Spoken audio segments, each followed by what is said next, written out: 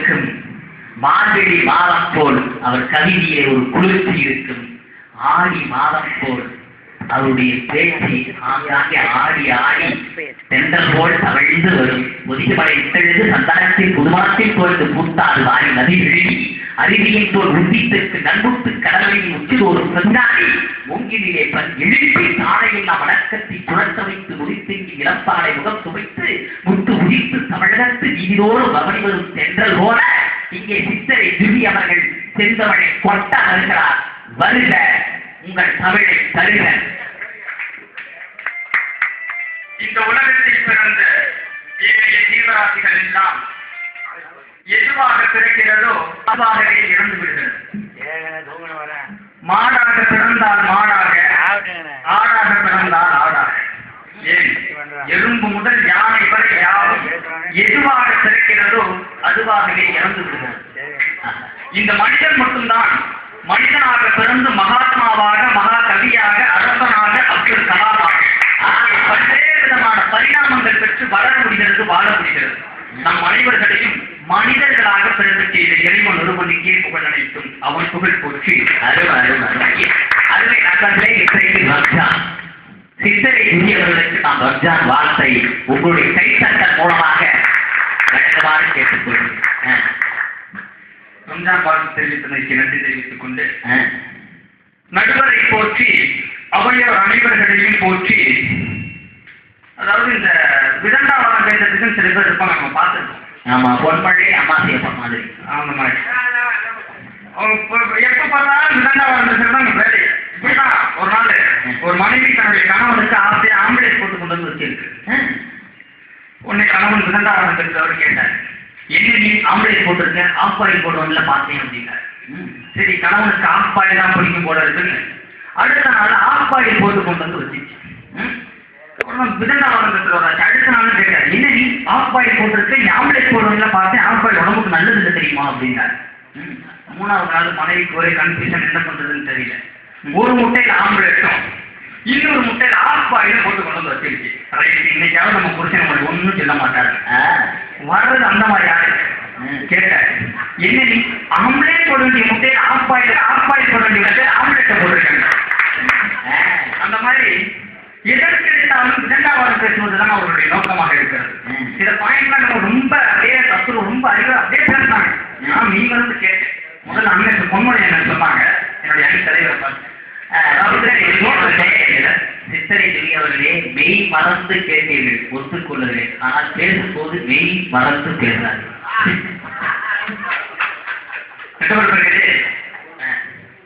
அது என்னுடைய தவறு இல்லை. நான் 5 வயசுல இருக்கும்போது மேல இருந்து கீழே விழுந்து பல்ல உடைச்சுக்கிட்டேன், அந்த தவறு.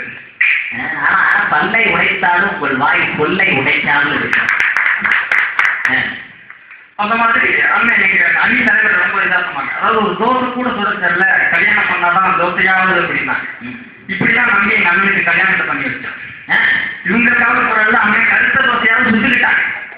எங்க அண்ணி 1 மணி நேரமா போய் தோசையை சுட்டுட்டு திடீர்னு என்னங்க ஒரே சத்தம். எல்லாம் அலறிட்டு உள்ள போய் பார்த்தா 1 மணி நேரமா மாவு ஊத்துற தோசையே வரல அப்படின்னா. என்னடான்னு பார்த்தா அண்ணனாவது பரவாயில்ல, தோசை தட்டியை திருப்பி போட்டு சுட்டார். வந்த அண்ணி தோசை தட்டியை வைக்காம நேரம் அடுத்து ஊற்றிக்கிட்டு இருக்குமாவ. அதாவது பரவாயில்ல. அடுத்து இடஒதுக்கீடை பற்றி அங்க ரொம்ப அர்த்தமா பேசினாங்க. 33% இடஒதுக்கீடு வேண்டும் என்று போராடிய கூட்டத்தில் 76% ஆண்கள் இருந்தார்கள் என்பதை பதிவு செய்ய ஆசைப்படுகிறேன். 33% பெண்களுக்கு இடஒதுக்கீடு வேண்டும் என்று கேட்ட போராட்டத்தில் 76% ஆண்கள் தான் இருந்தார்கள். அடுத்ததாக தலைப்பை சார்ந்த சில கருத்துக்களை பேசி விடைபெறுகிறேன். பக்தி. பக்தி என்பது மனிதனுக்கும் இறைவனுக்கும் உள்ள ஒரு ரகசிய தொடர்பு. அந்த ரகசிய தொடர்பை மனிதன் இறைவனுக்கும் மனிதனுக்கும் மட்டுமே வைத்திருக்க வேண்டும். அந்த ரகசிய தொடர்பை மானசீகமாக ஆண்கள் வைத்திருக்கிறார்களே தவிர பெண்கள் அல்ல. இன்றைய காலகட்டத்தில் மொட்டை அடிப்பது பக்தியின் வெளிப்பாடாக இருக்கிறது. பெண்கள் வேண்டுமென்றால் ஆண்களுக்கு மொட்டை அடிக்கலாம். கடவுளுக்காக மொட்டை அடிப்பதில் ஆண்கள் தான் அடிக்கிறது, பெண்கள். அடுத்ததாக கண்ணப்பன் ஐயனாரை நம் எல்லோருக்கும் தெரிந்த செய்திதான். கடவுளுக்கே கண்ணை கொடுக்க வேண்டும் என்று ஆசைப்பட்டது ஒரு ஆண்மகனை தவிர பெண்மகன். சித்தரை தெரிய அவர்களே, ஆண்களுக்கும் பெண்களுக்கும் ஆணுடைய அணுகுமுறை எப்படி இருக்கிறது என்று ஒரு அணுகுமுறை எப்படி இருக்கிறது என்று ஒரு சில கருத்துக்கள். வேறு ஒன்றுமில்லை, எப்போதுமே ஆண் தானியே பழக்கப்பட்டது, பெண்ணானவள் தாவாமல் வீட்டிலேயே இருந்து பழக்கப்பட்டது. எப்போதுமே ஆண் தாவி தாவி பார்க்கக்கூடியவர். வேறு ஒன்றுமில்லை, இவன் ஐயப்பனுக்கு மாலை கொண்டு அடுத்த மாநிலத்துக்கு போகிறார்கள். ஆனால் நம்முடைய பெண்கள் இங்க இருக்கக்கூடிய ஆதிபராசக்திக்கு மாலை போட்டு செவ்வாழை கட்டி கொண்டு உள்ளூருக்கே போய்விட்டு வந்து விடுகிறார்கள். ஆன்மீகத்தில் கூட வட்டத்தை மீறாமல் வரம்பை மீறாமல் வாழ்க்கை நடத்துகின்ற வஞ்சிமார்களை பற்றி இப்படி வஞ்சனையாக பேசலாமா?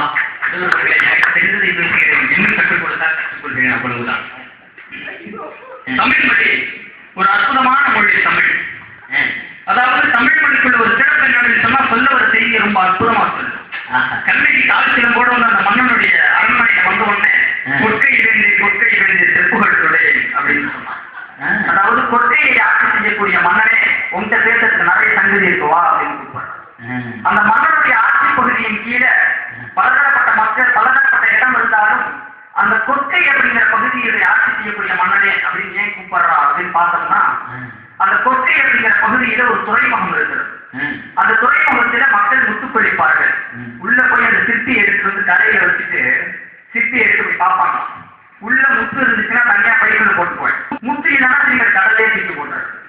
அதாவது கொற்கை அப்படிங்கிற பகுதியில பார்த்தாலே உள்ள முத்து இருக்கா இல்லையா என்று சொல்லுகிற பகுதி கொற்கை.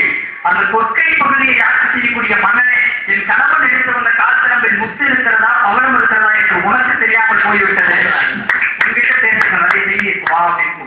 அதாவது ஒரு வார்த்தையில் சொல்ல வருகிற செய்தியை ரொம்ப ஆழமாக சொல்லுகிற தமிழ். சிலம்பை அணுகுகின்ற முறை மிக வேறு ஒன்றுமில்லை. மலைக்கு எத்தனையோ பொருள்கள் உண்டு. வரை என்று சொன்னால் தொடர்ந்து போகின்ற மலை என்று பொருள், வரை என்று சொல்லுவார்கள். அதை குன்று என்று சொன்னால் கொஞ்சம் உயரமாக இருக்கக்கூடிய மலை என்று பொருள். இன்னொரு வார்த்தை உண்டு, சிலம்பு என்று ஒரு சொல் இருக்கிறது. அது உயர்ந்த மலை என்று பொருள். புலவர்களுக்கு தெரியும், படித்தவர்களுக்கு புரியும். சிலம்பு என்கின்ற வார்த்தைக்கு தமிழில் உயர்ந்த மலை என்று பொருள். குன்று என்று சொன்னால் ஓரளவுக்கு தாழ்ந்த மலை என்று ஒரு பொருள். இப்போது செல்வத்தை மாதிரி வீட்டில் இழந்துவிட்டு வரக்கூடிய கோவலன் கண்ணகியிடம் போய் கையெழு நிலையில் இருக்கிற பொழுது கண்ணகி என்ன சொல்லுகிறான் தெரியுமா? அதற்கு முன் கோவலன் என்ன சொல்லுகிறான் தெரியுமா? குன்றும் மாடும் செல்வத்தை இழந்தேன், குன்று போல் இருந்த செல்வத்தை நான் இழந்து விட்டேன் என்று சொல்லுகிற பொழுது கண்ணகி சொல்லுகிறாள், குன்று போனால் என்ன, சிலம்புல கொல். என்ன இறப்புற மொழிதலையே இளம்பு வழியில் கொண்டு போய் உள்ளார் நுழைக்கிறார்கள். இது அம்மை நடராசன் ஐயா மிக அழகாக சொல்றார். ஆக அற்புதமான வரியை அணுகி இருக்கிறீர்கள் சித்தரை புதியவர்களே, வாழ்த்துக்கள். அப்படி தமிழ் மொழி எதையுமே ரொம்ப தெளிவா சொல்லுவோம். நான் சொல்ல வந்த செய்தி என்ன அப்படின்னு சொன்னா, இங்கேயும் தமிழ் மொழி ஒரு அற்புதமான செய்தி அப்படிதான் மறைமுகமா சொல்லிட்டு போயிருக்கு. அழகுன்னு சொல்லுங்களேன், அன்புன்னு சொல்லுங்களேன். அழகு, அன்பு, அறிவு, இப்படி உயர்ந்த பண்புகள்லாம் சொல்லிட்டோம்னா எல்லாமே வரிசையில் வரும். ஏனென்றால் ஆண் அறிமுகமாக சொல்லுகிறது. இதுக்கே தேடி பிடிச்ச ஒரு ஜீவனுக்கு பேர் வைக்கணும்னு யோசிச்சேன். அதாவது சித்தரிக்கிறவர்களே, இதுவரைக்கும் சொன்னது சரி, அன்பு அழகு எல்லாமே குறி எழுத்தில் வரக்கூடியது. அது எப்படி என்பதற்கு பொருந்தும்? என்பதற்கு அழகு என்று சொன்னால் செல்கின்ற ஒரு பொருளும் உண்டு. நடுவர்களே, வரிசையில் என்று சொன்னேன். அது நல்ல முயற்சி.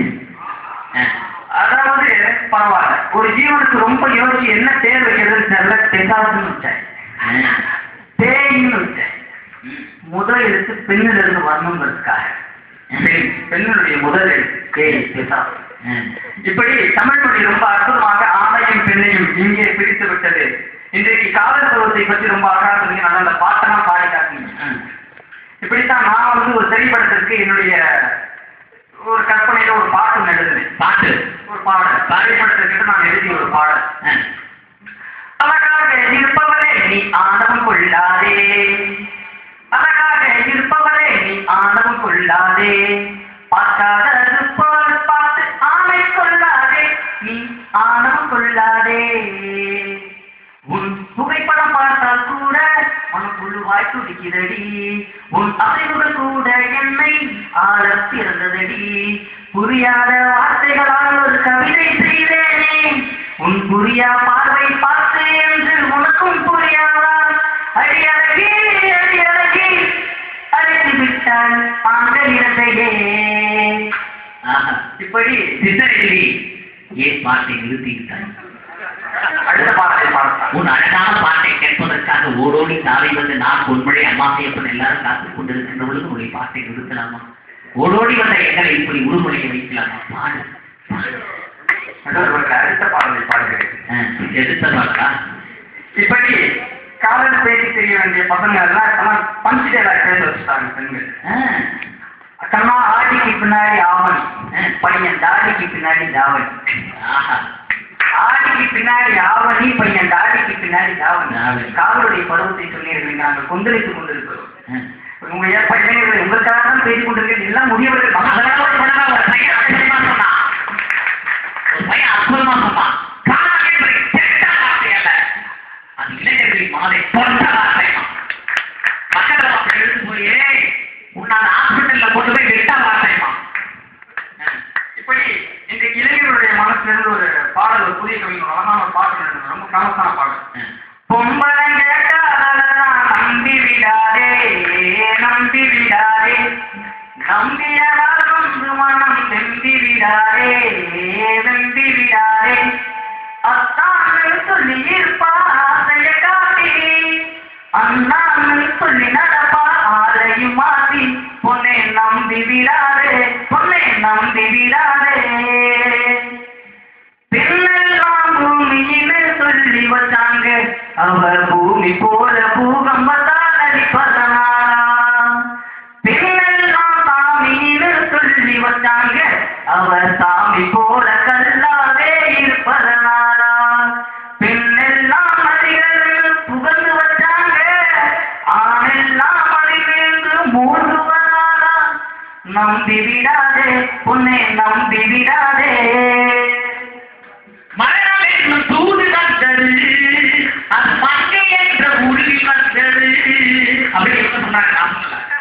பின்னாலே பைத்தியமா போனவன் உண்டு, இங்கே ஆண்களாலே பைத்தியமா போனவள் உண்டா.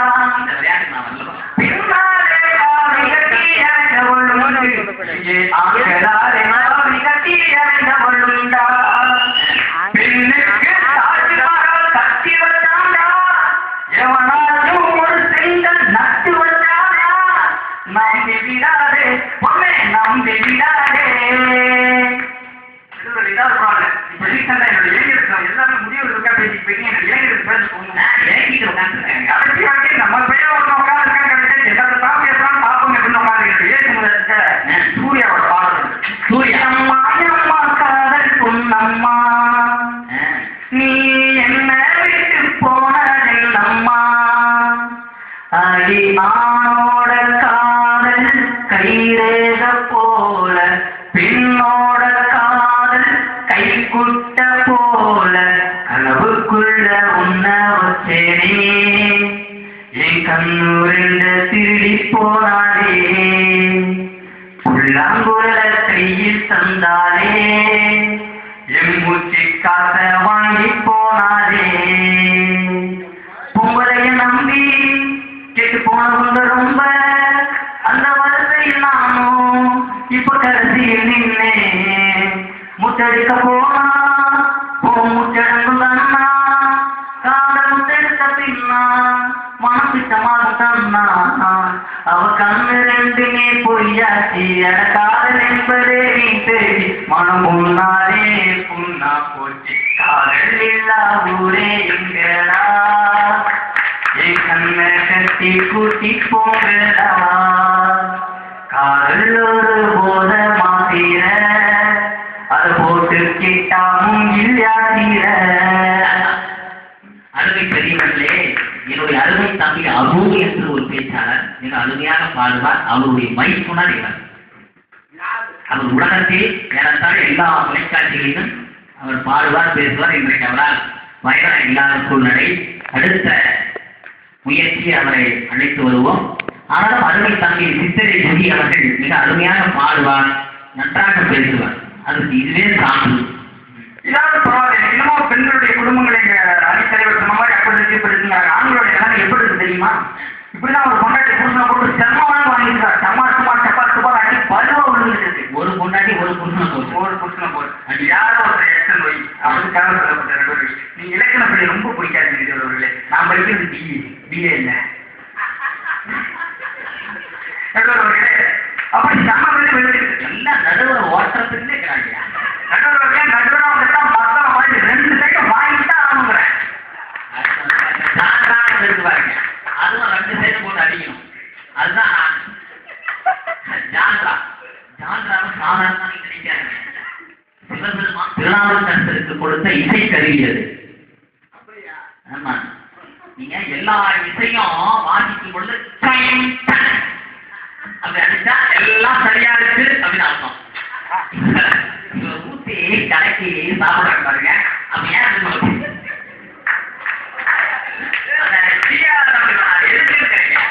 ஒன்னும் பறந்த மனப்பாட்டை நம்ம வந்து குறைந்து காணல. எதுக்காக அளவு சரியா இருக்கா பாருங்க. அப்படி சம்மாட்டி அடிச்சுட்டு இருக்கும்போது சொல்லலாம் புரிஞ்சுங்க. அடிக்க வேணாம்னு சொல்லல, அடிக்கணும்னு முடிவு பண்ணிட்டு அடி. தயவு செஞ்சு அடிக்காதீங்கன்னு சொல்லிக்கிட்டாவது அடி. வெளியே போனா நாம தான் அடிக்கிறோம் நினைச்சுக்குவோம் அப்படின்னு புருஷங்காரன் இருக்கு. நீங்க பெண்கள் குடும்பத்தின் நிலைமை இப்படிதான் ஒருத்தருக்கு கேட்டேன். உன் கொண்டாட்டிக்கும் உங்க அம்மாவுக்கும் சொல்லாமல் யார் பக்கம் நினைப்பார்? நான் கூட்டு பீரோ பக்கம் நிற்பேன். இதாவது பரவாயில்ல. இப்படிதான் ஆண்கள் வந்து பெண்களை ரொம்ப தாழ்வுவதாக நினைத்து தன்னுடைய மனைவியை வந்து ஊரெல்லாம் சுத்தி காட்டி கடைசியா கொண்டு போய் தாஜ்மஹாலை கொண்டு போய் நிப்பாட்டினான். வழக்கம் போல பெண்களுக்கே உள்ள மாதிரி எனக்கு தாஜ்மஹாலை போய் காட்டி சுத்தி காட்டிட்டு சொன்னான். இதாண்டி தாஜ்மஹால் மும்தாஜின்னு ஒரு மனைவிக்காக ஷாஜகான் கட்டினது, அவர் செத்து போன நினைவா கட்டியிருக்காரு அப்படின்னு. வழக்கம் போல நம்ம பொங்கலுக்கு அமர்த்துற மாதிரி என்னங்க அப்படின்னு ஒரு அமைச்சர். என்னடி அப்படின்னா, இல்ல நான் செத்ததுக்கு அப்புறம் நீங்க ஏதாவது கட்டுவீங்களா? நானும் 2 பார்த்துட்டு இருக்கேன், கண்டிப்பா கட்டுவோம் கண்டிப்பா. அப்படி இவங்க பெண்களுடைய பேராசை என்பது அவங்க கொண்டு போய் தாஜ்மஹால் எனக்கு என்ன கட்டுன்னு கேட்கக்கூடிய பேராசை நடுவர்களே. இந்த தாலாட்டு பாடல் இருக்கு இல்லையா, அந்த தாலாட்டு பாடல் வந்து காலங்காலமா பெண்களுடைய கையில தான் இருந்து வந்துச்சு. ஆனால் ஒரு பெண் அழகான ஒரு கவிதை சொன்னார், தினத்தந்தியில வந்துச்சு. படிக்கும் பொழுது இந்த செவ்வாய்க்கிழமை மாணவர் ஸ்பெஷல் அப்படின்னு ஒரு பகுதி இருந்தவர். பாபர் மசூதியை போல் என்னை இடித்தாரே தவிர யாரும் கட்ட வரவில்லை. இன்னொரு பெண் அழகா சொன்னான். என்ன சொன்னா பாருங்க, சிறுவதையை பற்றி ரொம்ப அழகா சொன்னான். ஆண் பாலுக்கு தாய்ப்பால், பெண் பாலுக்கு கள்ளிப்பால், எங்கே போனது அரசுப்பால். தினத்தந்தியில் வந்தது படி. அப்படி தாலாட்டு அப்படிங்கிறது காலங்காலமா பெண்களுடைய கையில இருந்துச்சு. இப்ப சமீபத்துல தான் ஒரு ஆண் முதல் முறையாக தாலாட்டு பாடிய ஒரு திரைப்பட பாடல். இது தந்தையின் தாலாட்டு, பூமியே புதிதானதே அவன் மரலையின் மொழி கேட்டு, தாயாக தந்தை மாறும், தாயாக தந்தை மாறும். ஆண்கள் எல்லாம் தாயாக மாற ஆரம்பித்து விட்டார்கள். காரணம் சொன்னால் பெண்கள் கையில நம்ம தாலாட்டு ஒரு அழகிய கலாச்சாரத்தை நம்ம பெண்கள் கையில கொடுத்துடணும். தாலாட்டு பாடணும். பார்த்துக்கணும், ஒரு பிஞ்சு குழந்தைக்கு ஒரு பெண் அழுகும்போது தாலாட்டு பாடணும். ஆடியாரோ ஆரடிக்கு நீ இருந்தாலையோ அவர் வரிசையா ஒரு பெரிய பட்டியலே போடுவாங்க.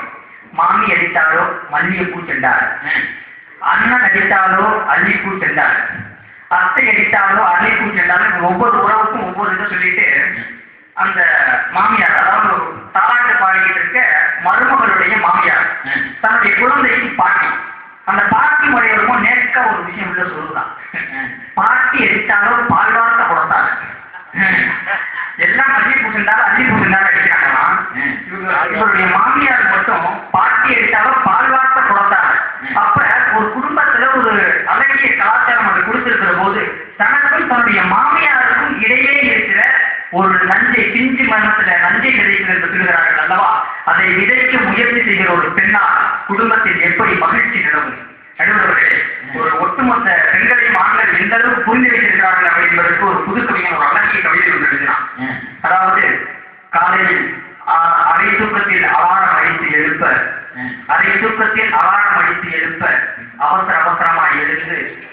வெட்டி குழைத்து காலை உணவு செய்து பிள்ளைகளை பள்ளிக்கு அனுப்பி என்னை அலுவலகம் கிளப்பி உனக்காக காத்திருந்த கருவாத பாத்திரங்கள் துவைக்காத துணி என்று எத்தனையோ வேலைகளை முடித்துவிட்டு அயர்ந்து உறங்குகிறார். தன்னுடைய மனைவியை பார்த்து அயர்ந்து உறங்குகிறார். உனக்கே தெரியாதபடி உன் கண்ணத்தில் ஒரு முத்தம் வைத்து பல நாட்களில் உறங்கி இருக்கிறது காமம் என்று சொன்னான் ஒரு கணவன். பெண்களை இந்த அளவுக்கு புரிந்து வைத்திருப்பவர்களால் தான் ஒரு குடும்பத்தில் மகிழ்ச்சி இருக்க முடியும். முதலில் சொன்னது போல பக்தியிலும் சரி, இல்ல வாழ்க்கையிலும் சரி, ஆண்களே ஆண்களே ஆண்களே என்று சொல்லி நல்ல வாய்ப்புக்கு நன்றி விடைபெறுகிறேன். சந்தன காற்று நம் ஜன்னலில் வீசட்டும், நாளைய சரித்திரம் நம் சாதனை பேசட்டும். சந்தன காற்று ஜன்னல்ல வீசிட்டு வந்துட்டாரு, ஜன்னலை திறந்து வச்சுட்டே இருக்காரு. இப்படிதான் ஒரு சாமியார் கதவை தர காற்று வரட்டும், காற்று வந்துச்சு, காற்று வந்துச்சு. 1330 அருட்பொருட்பாக்களை வடித்து தந்த வள்ளுவர் பெருந்தகை ஒரு குரலை சொல்லுவான், இடிப்பாறை இல்லாத ஏமரா மன்னன். இங்க எடுப்பாறை இல்லாத கேமரா மன்னன்கள் நிறைய பேர் இருக்கான். என்ன வேகம்! அதை வச்சுதான் நான் ஒரு கவிதை எழுதினேன். கவிதைலாம் என்ன குழம்பு சந்தத்தில் எழுதினேன். சேலம் பாலனையாவுக்கு யாப்பழம் எழுதினாதான் பிடிக்கும், இல்லைன்னா ஆப்பு வச்சுக்குவார்.